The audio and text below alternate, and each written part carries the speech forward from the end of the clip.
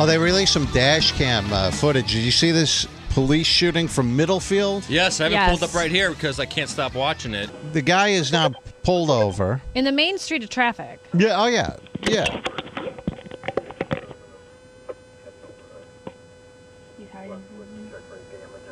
How does she tell that? She said he's hiding something. Oh, God. He puts it in park. You can see because his taillights go off. He's about ready to bust out. Watch this. Here he opens up the door.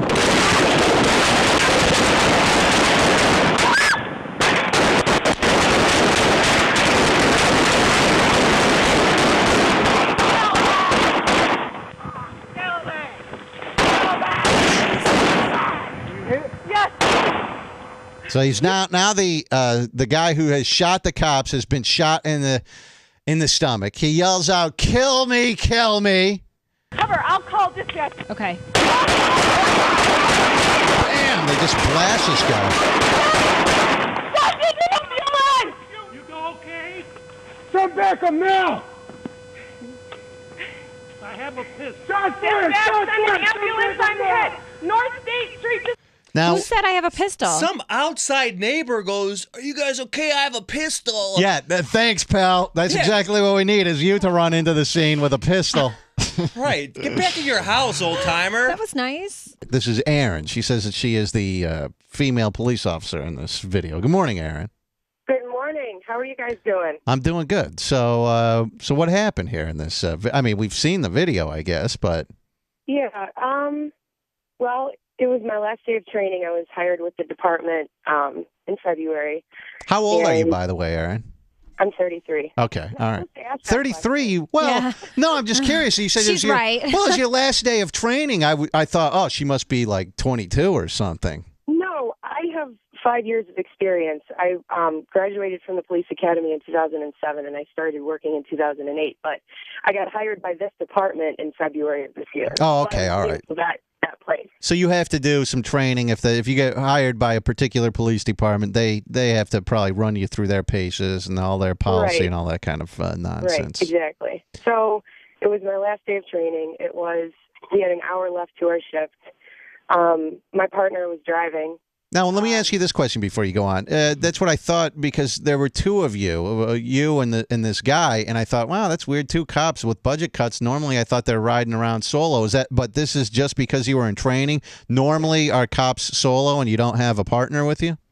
Yeah, it's smaller departments. It's usually that way. The bigger departments like Cleveland, Toledo, the majority of officers will ride in double units for safety.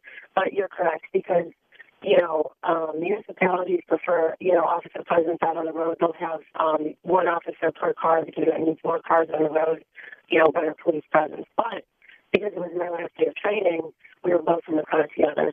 Could you imagine, Dieter, if you were by yourself, you didn't have someone there with you, and some guy takes an AK-47 and is blasting you like that? All right, I would just run his ass over. I'd floor it.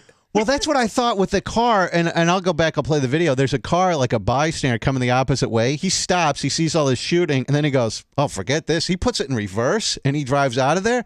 And I spent a lot of time watching this video last night thinking, what would I have done? Would I have slammed it in reverse, or would I have, because I've thought about this kind of stuff before, or would I just put my car in drive and just run right into this guy? And normally I would, however, that guy was sort of right in the line of fire. The cops were shooting that way. I go, forget that. I don't want the cops to shoot me. Otherwise, I probably would run the guy over. Anyhow, okay, so, Erin, getting back to it. So you have an hour left in your shift.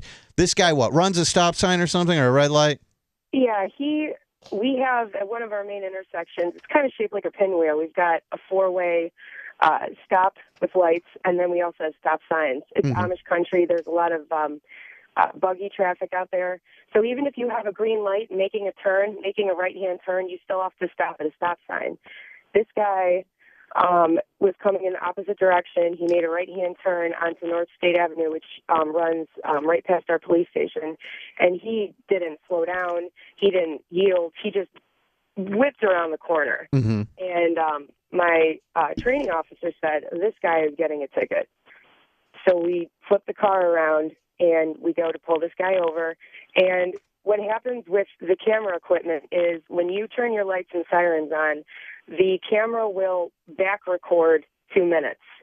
So that's why you can actually catch in the original footage, you can actually catch the traffic infraction. Okay. That's cool. So we turn the car around, we go and pull him over, and he pulls right over.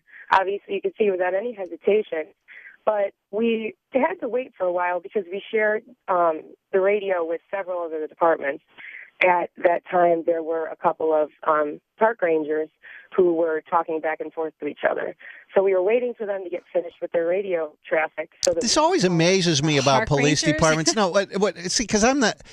This amazes me that every time I talk to a police officer, the way they explain their equipment and their procedures is so like rickety and old school. And I always am amazed with all the technology that we have that we're still stuck like it's 1942 in these police departments. It's crazy. I mean, the whole police shooting that took place in Cleveland where they shot that couple 150 times or whatever, no dash cam video of that. Why? Dash cams are too expensive to put into cars. I mean, that's insane. Anyhow, okay, so you're waiting to use the radio. This guy, and then he appears to be doing something in the car. Yeah, I told my training officer that it looked like he was moving around in the car way too much. I understand what Dieter's saying. You know, he's probably leaning over in the glove box to get his car insurance. I don't even countless traffic stops in the last 5 years. There was just something about this traffic stop that didn't seem right to me. Were you driving or were you in the passenger seat? I was in the passenger seat. So my training officer said, you know what, get out of the car, go talk to this guy, get his information. When radio traffic clears, I'll call out the stop. So I got out of the passenger side of the car. I walked around the back of the cruiser, which is normal police procedure. You don't walk in between two cars because it's too dangerous. Mm-hmm. You and the car you have pulled over. So I walked around the back of the car. I was making a really slow approach, watching this guy because, again, something didn't seem right. I got to the driver's side door of our cruiser, and what I remember happening was he slowly opened the door, and I saw the muzzle of the gun come out. And I didn't know what it was at the time, but I knew that it was a high-powered something that was going to rip right through my body armor. Wow. So I screamed gun, and I sprinted for the back of the car. There was nothing else that I could have done. I didn't have time to draw my weapon and shoot. I didn't have time to do anything else other than take cover.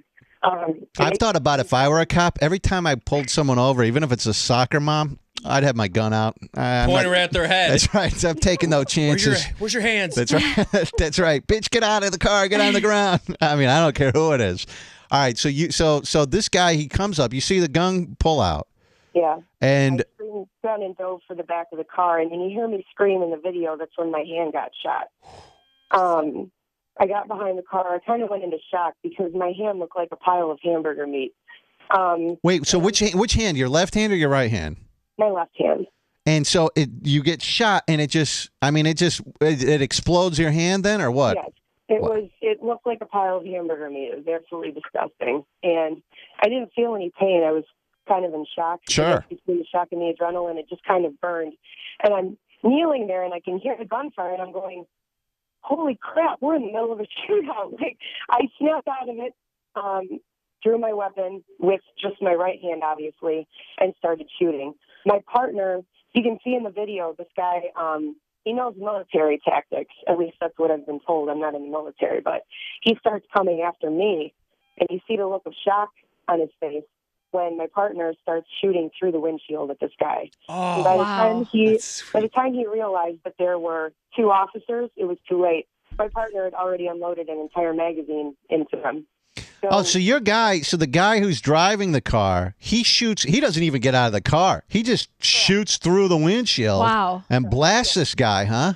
Oh, that's awesome. You can see the guy, like she said, now it makes sense. You can see him walking to go get her. Right. You see that? Wow. Not realizing there's a guy in the car still. Yeah. And then he opens fire. And you're a badass. You pulled your gun and started shooting while your hand looked like the other hand. Hamburger.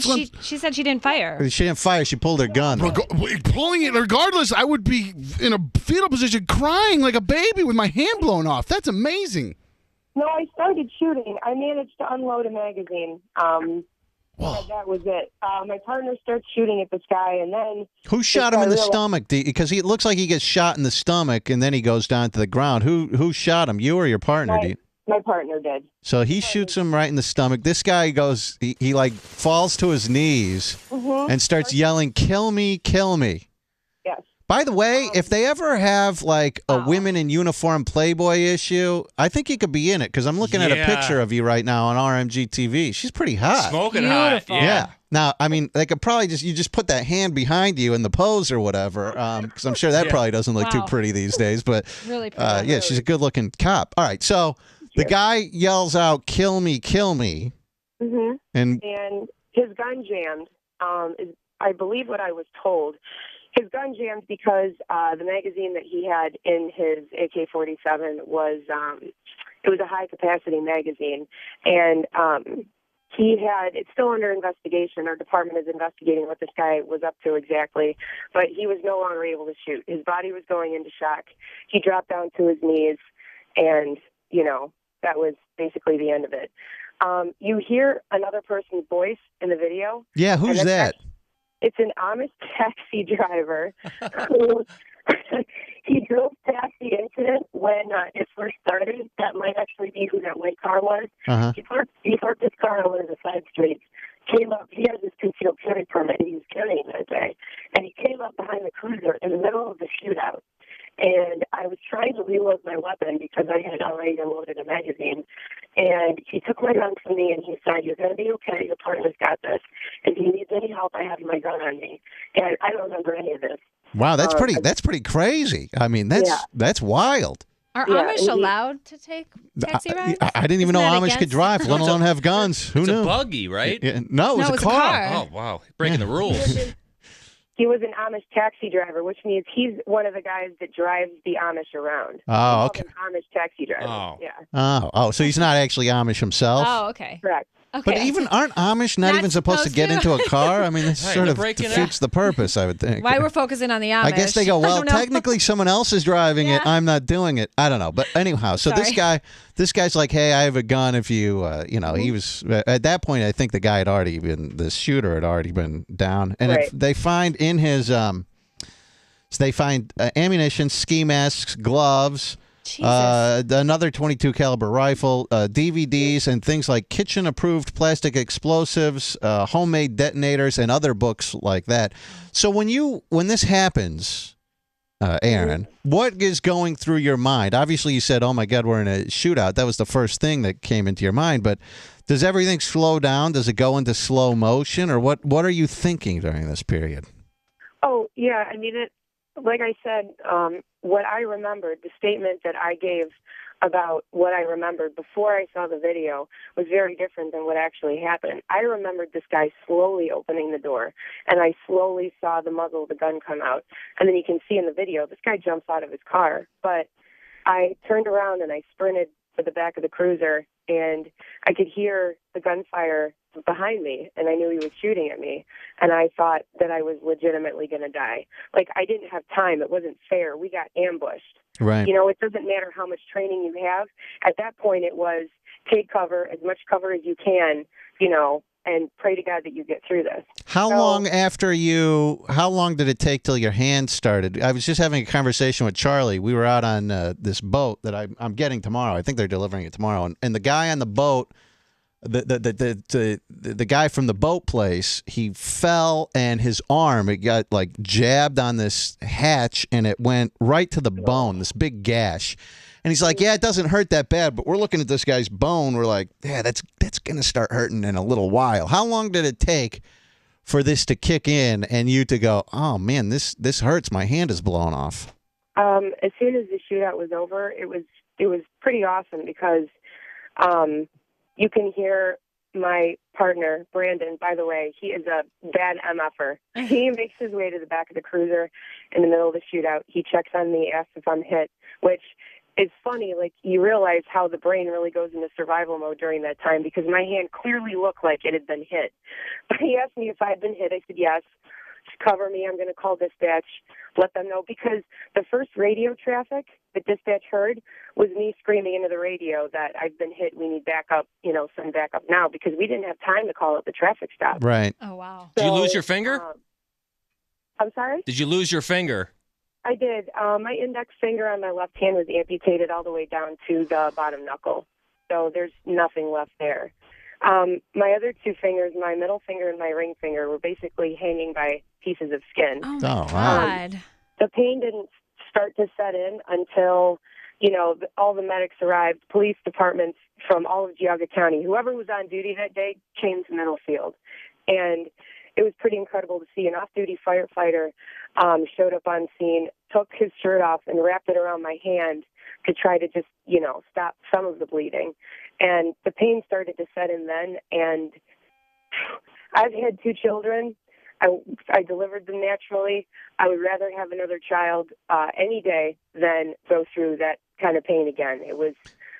Did you go up after he was shot and killed? Did you just go up even though he's dead? Just kick him in the head a couple of times? I would have. I would have been pissed. What you guys don't see is the after the fact. The Amish taxi driver, he's this big burly guy with a big belly. He's wearing jeans with suspenders, big straw hat, big beard. He walks up to this guy and he's got his gun out. Like if this guy would have had any sort of death twitch, this guy would have unloaded on him. And he's looking down at him like, and he kicks him. He kicks the gun away from the dead guy. Officers from other departments come up and they're engaged on this guy like they're getting ready to shoot him if he moves. So it was interesting to see the rest of the video. Everybody that showed up to help us. To help my partner, he got shrapnel embedded in his legs. He was taken to the hospital that night and then released. So he's okay. He's back on duty. Well, this is a pretty amazing video that they just released a couple of days ago. And So are you still with the police force now? Or I thought you were going to say, are you still with the guy who impregnated you with these two kids? Because Are you're you pretty single? hot. And, If you need an every guy extra- on the show's like, yeah. If you need an extra finger, I can help you. Are you married? No, I am not. I'm in a relationship actually with a paramedic. So he. Are you happy with the guy, or because I got a few guys here? Very happy. We're all like, let's go out I with know. this chick. She's That's beautiful. right. Yeah, she's pretty So hot. when you lose a finger and you're a cop, do they say you have to go to desk duty, or are you still a cop? I'm still a police officer. I'm still with the department. My department has been incredible throughout all this. They're paying my full salary while I'm gone. They're, taking care of my bills. Obviously, I have to go to physical therapy. I still am going to need to have at least another surgery to reconstruct the fingers. My surgeon, Dr. Kevin Malone at Metro, is a god among gods. He managed to put my other fingers back together. He used a skin graft from my amputated finger to put the other ones back. And Do you have a ghost finger? Don't they say when you lose a leg or a finger or a body part, you think it's still there? Do you still try to pick your nose with this finger that's not there? I do get phantom pains, and the best thing to do is I have my boyfriend. He rubs my nub for me, and it makes the pain go away. Oh, that's what they I need rubs a your good- nub. Yeah. I need a good nub rub. Guys are Return nub. the favor. Yeah. Yeah, you rub my nub, I'll rub yours, pal. It's a form of foreplay for us. Yeah, the nub rubbing. Well, Kinky. I'll be able to return to full duty as soon as I get done with my surgery, and I'm looking forward to it. I miss my department. they should give you like a robotic hand, like RoboCop or something, you know? Yeah. I do have that stuff available to me. If any of you guys want to donate a finger, I'd really appreciate it. Aw. I'll leave my information. No, but I can I can get a prosthetic. To be honest with you, I don't think that I'm going to. Once I get full mobility of my fingers back, I think not having an index finger isn't going to be a huge detriment. I'll still be able to shoot. I'll still be Erin, able do to- you think, let me ask you this question. Do you think about this for a second, because she's pretty hot. I've been watching Damn this right. video of her. I mean, we're playing like B-roll video while she's on the phone. She's up there. She's doing some press conference. This is a pretty hot chick. Yeah. I mean, every police officer that I've ever seen, the women, they're manlier than I am. They're like, butch. oh not my Yeah. God. But not Yeah. her. Not Oh, her. no. That's She's- your dream partner. You have Yeah. any partner? Right. She walks Yeah. up, comes Right. into the Oh, car. guys were fighting to train Yes, her. Yeah. yes. Now, do you think if you had been shot in the face, like let's say through the cheek or something, or some sort of like deforming, do you think your boyfriend would have stayed with you? Like the finger you can live with. That's just a finger that's missing. Right. What about in the face? We've talked about that, and I mean, obviously, it's easy to say whatever you want because it didn't happen. But I think that he would have stayed with me. We have a pretty solid relationship. He took care of. I mean, my hand, it's starting to get better, but they basically look like zombie fingers. They were disgusting. I couldn't even look at my own hand, and I had to have the dressings changed twice a day, every day for weeks. And he changed the dressings for me. He's been incredible throughout all this. When I couldn't look at my own hand, he could. And he made sure that he changed the dressing so it didn't get infected, which it could have come very close to. I mean, you're talking about complete open wounds. Like, the hand was blown to pieces. So I would like to think that he would stay with me. Well, Aaron, Thank it's a you. great story. Good job. And Yeah, I'm going to thank watch you. this video one more time. Is the guy the Amish taxi driver? Was he in a white car? Do you know? To be honest with you, I don't remember, but there was another gentleman named Christian. I hope he's listening, Christian Klein. He also drove past the scene. That might have been his car. And he waited until the shootout was over, I believe, and then he came on scene to also assist. There were a lot of heroes that day. I was just doing my job. But, you know, the medics that stopped to help, these, you know, random citizens that stopped to help, they all did an incredible job. So I think that the thanks should go to them. Well, Aaron, You're very brave. thank you for calling in, and very, you. very heroic and hot. What a hot hero! Oh man, wow! All right, Erin Thomas from Middlefield. Thank your partner for us too. Brandon Savage. I will. That's You're right. the man. Yes, thank you, Erin. I'll put you on hold. She wanted to be put on hold there, so she's on hold. Bring her in for the hookup. Man.